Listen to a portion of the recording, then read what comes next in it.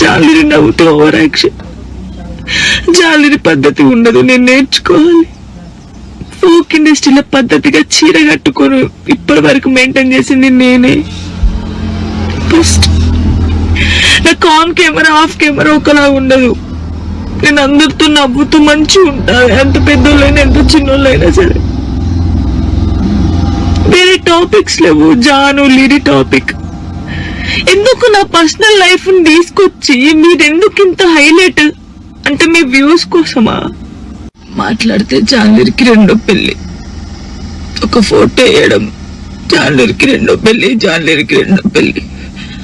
ఆడోళ్ళు మొగోళ్ళు news reporters అంతా ఇంతేనా? ఒక ఆడపిల్లకి ఆడపిల్ల బాగా తెలుస్తుంది అనుకున్నా, మీరు కూడా ఇంతేనా? అసలు నా పర్సనల్ లైఫ్ ని ఎందుకు తీస్తున్నారు? మీకు అసలు జానులిరి తప్ప వేరే టాపిక్స్ లేవా?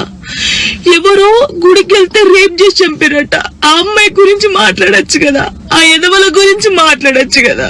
చిన్న పిల్లని చంపేస్తున్నారు, వాళ్ళ గురించి మాట్లాడచ్చు కదా. ఎందుకు నా టాపిక్, నా పర్సనల్ లైఫ్? సరే, నా గురించి మాట్లాడినప్పుడు నా గురించి మంచి కూడా ఉంది కదా. 8 సంవత్సరాల నుంచి ఒక కొడుకుని పెంచుకుంటుంది, పద్ధతిగా ఉంటుంది. ఢీ షోలో మన తెలంగాణ అమ్మాయి విన్ అయిందని చెప్పొచ్చు కదా, మంచి చెప్పొచ్చు కదా నా గురించి. ఇన్స్టాగ్రామ్ లో నా వీడియోస్, నా వాయిస్ కి గలీజ్ వాయిస్ పెడుతున్నారు. నాకు కొడుకు, నా కొడుకు చూడడా? నువ్వు ఒక అమ్మ కొడుకే కదా. నీ అమ్మ వీడియో అలా పెట్టి గలీజ్ మాటలు పెడితే నీకు ఎంత బాధ ఉంటుందో అంతకన్నా ఎక్కువ బాధ నాకుంది. ఫస్ట్ టైం అనిపిస్తుంది నాకు చచ్చిపోవాలని, ఇవన్నిటికి దూరంగా ఉండాలని, ఎక్కడికైనా వెళ్ళి చచ్చిపోవాలనిపిస్తుంది నాకు. నిజంగా లేనట్టున్న లైఫ్ లేకపోతే దీని వల్ల నేను ఖచ్చితంగా చచ్చిపోడు.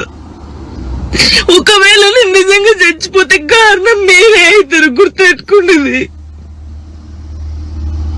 ఇంత నరకమా? మస్తు టాపిక్స్ ఉన్నాయి. నా మీద పడేందుకు మీకేమొస్తుంది? నేను చచ్చిపోయినా కూడా నా శవం దగ్గరికి వచ్చి మైకులు పెట్టి ఎందుకు చచ్చిపోయింది తెలుసా, ఎందుకు చచ్చిపోయిందని చెప్తారు మీరు.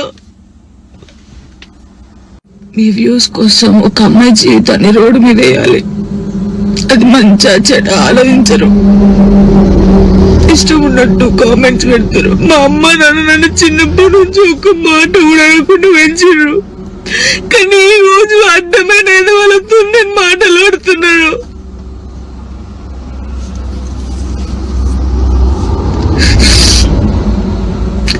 సూసైడ్ చేసుకొని చచ్చిపోతే నేను ఎందుకు చచ్చిపోతారు? ధైర్యంగా బతకాలని నేను చాలా మందికి చెప్పినా, కానీ వాళ్ళు చచ్చిపోయింది వాళ్ళ బాధల కోసం కాదు, మీరు చేసే రచ్చకే వాళ్ళు చచ్చిపోయారు తట్టుకోలేక.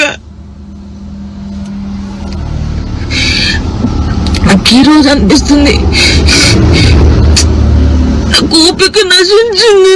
నేను చూసి వీడియోలకి నా వాయిస్ కి గలీజ్ వాయిస్ పెట్టడం, మీ అమ్మ తీసుకొచ్చి మీ అమ్మ వాయిస్ కి గలీజ్ మాటలు పెడితే మీకు అప్పుడు అర్థమవుతుంది బాధ. నేను ఏ రోజు మాట్లాడలేదు, కానీ నాకు ఓపిక నశించింది. నాకు ఈ బాధ తట్టుకోలేకపోతున్నా, ఎవరు చెప్పుకోవాలి కూడా అర్థం కావట్లేదు నాకు. నా లైఫ్ మీద మీకు ఇంత ఇంట్రెస్ట్ ఎందుకు? మీ లైఫ్ మీద పెట్టుకోండి కదా. ఆ టైంలో మీ లైఫ్ మీద పెట్టుకుంటే బాగుంటది. ఒక అమ్మాయి జీవితంతో ఆడుకోవడం ఎందుకు? నా కొడుకుని మంచి చదువుకొని మంచి పొజిషన్లో చూడాలనుకున్నా, చూడలేదేమో నాకు అర్థమవుతుంది. నేను బద్దల్లే పోతా.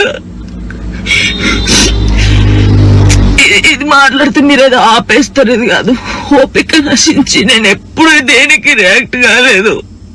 ఒక అన్నతో మాట్లాడితే తప్పు, నా తమ్ముడు మాట్లాడితే తప్పు, ఎవరు వాడికి లింకులు వేస్తారు.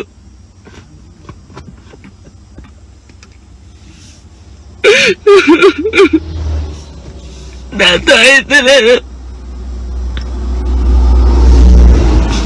చాలా మంది చాణక్యం చూసి నేర్చుకోవాలి, చాణక్యం ధైర్యంగా ఉండాలని చాలా మంది అంటారు, కానీ ఈ రోజు నా కోపిక నశించింది. అతనైతే బాధ చెప్పుకోవడం కూడా అర్థం కావట్లేదు నాకు.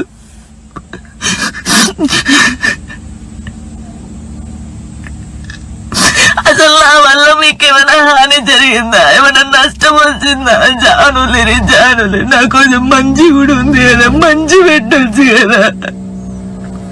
అన్నయ్యతో మాట్లాడినా, అక్కతో మాట్లాడినా, చెల్లెతో మాట్లాడినా, ఎందుకు నాకు ఇంత నేను నవ్వినా నేను కూర్చున్నా అసలు. అయ్యో నరకం నరకం అనిపిస్తుంది నాకు.